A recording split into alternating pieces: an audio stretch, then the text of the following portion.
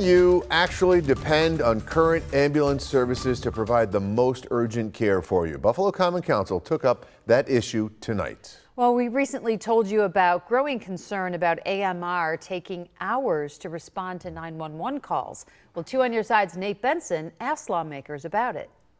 As the Buffalo Common Council wraps things up for their August recess, they're focused on improving ambulance response times in the city, and that may mean creating a city-owned ambulance service.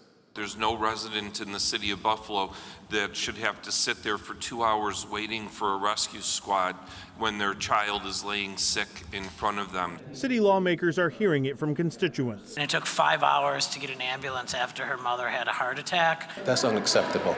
That's unacceptable. That's certainly unacceptable. So in their final meeting before the August recess, the council voted to pass a resolution that called for a study into the city establishing its own ambulance service. Right now, the city has an exclusive contract with AMR. Any sense of how much the city spends on ambulance service right now?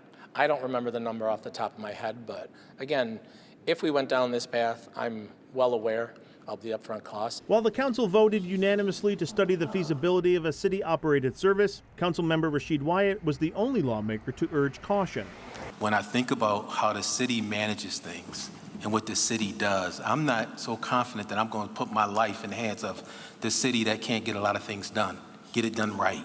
And then, of course, there's financial considerations as well. The city has allocated a lot of rescue plan funds to fill budget gaps, but those holes are still taking on water. We're here looking at another year next year at maybe $50 to $60 million budget gap, and we still don't know how we're going to address that. Is this the appropriate time to be discussing expanding city government with new services, knowing that there are financial issues ahead? Yeah, I think that's part of the conversation, right? You have to take a look at what the cost is going to be up front, but then long term. If it turns into a revenue generator, is it something that we could put together and it benefits the city of Buffalo both in service to the resident but also to our bottom line?